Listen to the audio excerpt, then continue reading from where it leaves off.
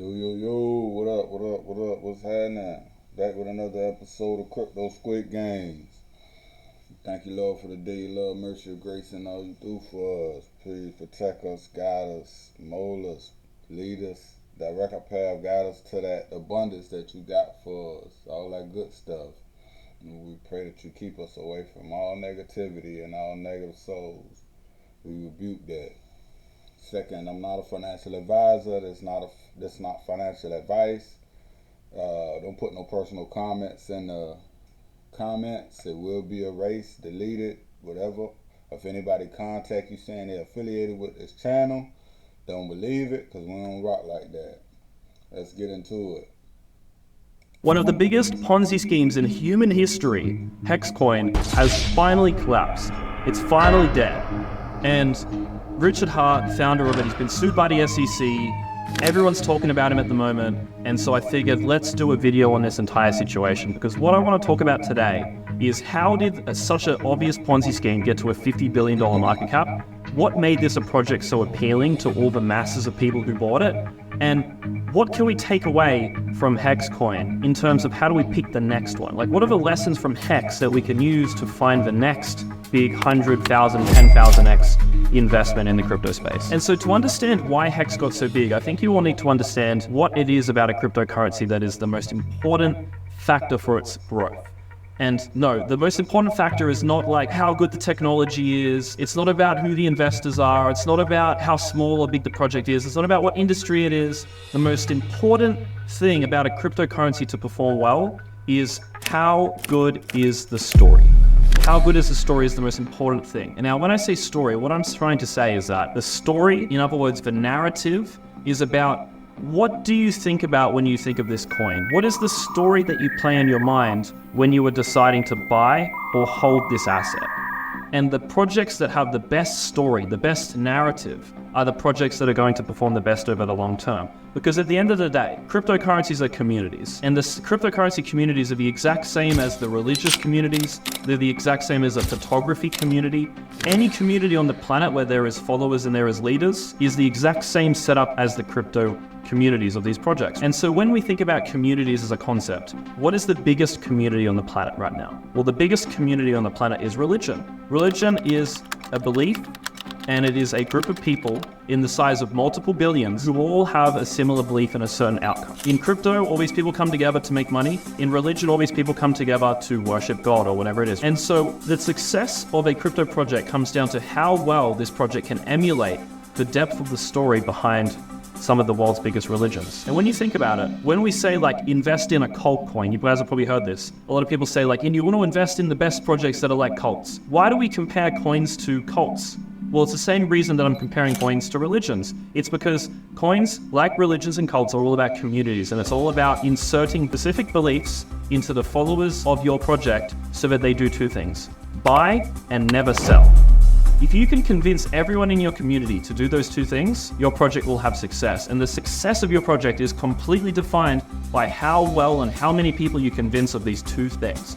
And when you look at Richard Heart, the founder of Hex, if you look at what he did as a founder, he excelled at two things. One, being a charismatic leader, and two, telling compelling stories. Richard Heart is not a business owner, he's not a founder, he's not a tech genius, he's just a leader of people who is good at telling stories. And you know this for a fact because if you go on YouTube and you watch those live streams of Richard Heart where he's talking for hours upon hours, what he is basically doing is he is sitting in front of thousands, if not tens of thousands of people, and he is spell casting on these people. He is inserting spells into the brains of the people who are investing into his project to believe two things. They need to buy Hex and they need to hold it to get rich. That is the sole belief that Richard Heart was working on inserting in all of the people who followed him. And he did this through the telling of stories. Think about all the different mental models and replies to certain arguments that he would come up with on why Hex was the best coin. People would say, Hex is a Ponzi scheme. Hex is highly inflationary. Hex is this, Hex is that. He would always have a certain angle of attack. He would always have a spell that he could cast to basically deflect any negative argument against him. It's like, yeah, it's all there. The 95% dip warnings are there. The like self-custody warnings are there. The don't pick up pennies in front of freight trains is there. It's like, we won. People just need to realize it. The summary was, by the way, if everyone they'd bought Hex instead of the trash they bought, there'd probably be a lot of people less wrecked. Yes, you're still going to have huge volatility, sure, but you don't lose all your coins. If and when a new bull cycle comes, you get to ride it up. When you get scammed with something that takes all your coins away, like for instance, in Celsius, the judge ruled that the coins you gave them aren't your coins.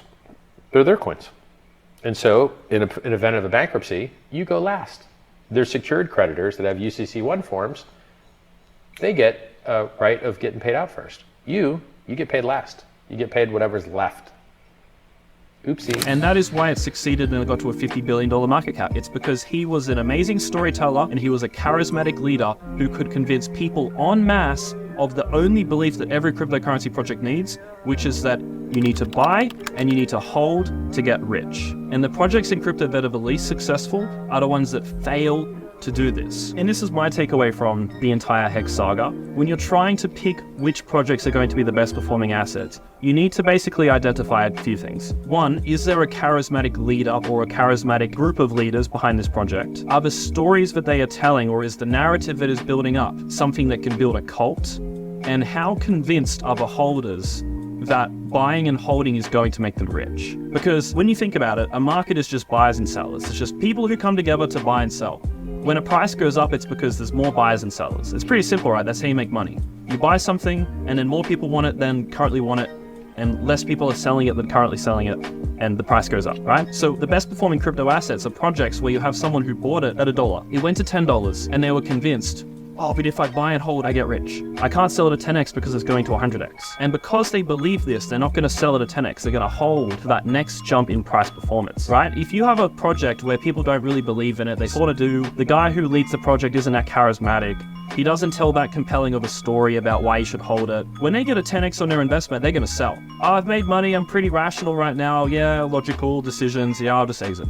That's not how you get a long-term high price performance. If you want your asset to go up 1,000x, if you want your asset to get to a $50 billion market cap, you need people who bought it at a $100 million market cap to believe it's going to be a $1 trillion asset. Because think about it, right? There's actually a moment in one of the Hex videos where Richard Hart says, like, you won't all understand this now, but it's going to be so hard to imagine the value of Hex being higher than everything on the planet. But that is just how the supply tokenomics are designed. Can you share your vision roadmap of Hex going to $1 million per coin, please? I think it's mind warping. For me to say that Hex will be $1 million a coin is very hard to say, because when you do the math, like the old world logic of like, oh, market cap matters. And then you're like, okay, 1 million times 640 million exceeds like the value of all of the stuff on the planet Earth in dollars. So it's very mind warping and very weird to say that you could see each Hex be worth $1 million. He says some bullshit like this, right? That is an example of casting a spell on his audience to believe that buying and holding is the thing that's going to make them rich. And so again, this is why we say you want to buy coins with cult communities. Now you're probably wondering, like, Daniel, what are the coins with cult communities? Well, a classic example of a cult community is CAS, K-A-S. If you guys look into this, it's actually called Casper. You'll see that this is a cult community.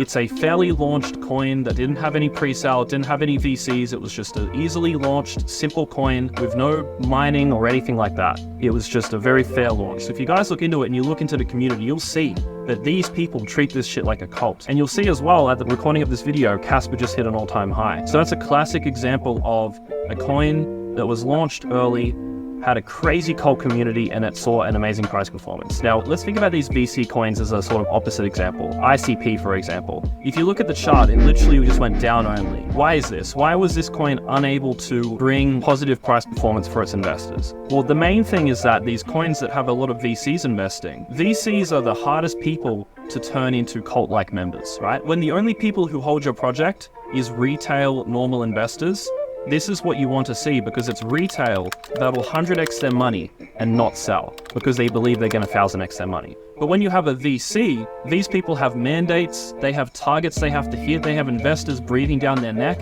These people are not going to fall for the cult of the founder of the projects they're investing in. They put their money in early, they make a 10x, they pull it out and they put it into the next investment. They make their investors happy, they then lose money, they're like, thank God, and then they go to the next investment. Okay, so when your project is dominated by VCs like ICP or any of these VC coins, these coins are very hard to have the big returns because the holder base is made up of people who will sell after only making a small gain. Like I was saying before with the concept of supply and demand.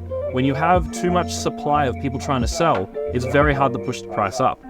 Hex, no one wanted to sell, they all locked up their coins, it went up to a $50 billion market cap asset. And so to summarize this video on some key lessons that you should take away from what I've just been ranting on, what you need to find in the best cryptocurrencies to invest in is a few things. You want to find compelling stories that can drive asset prices higher.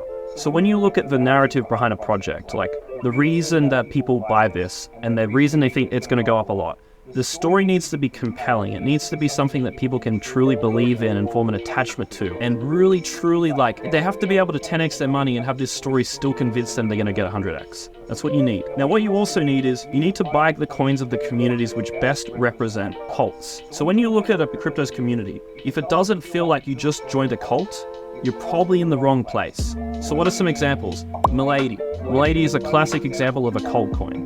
Solana has a little bit of a cult going for it as well.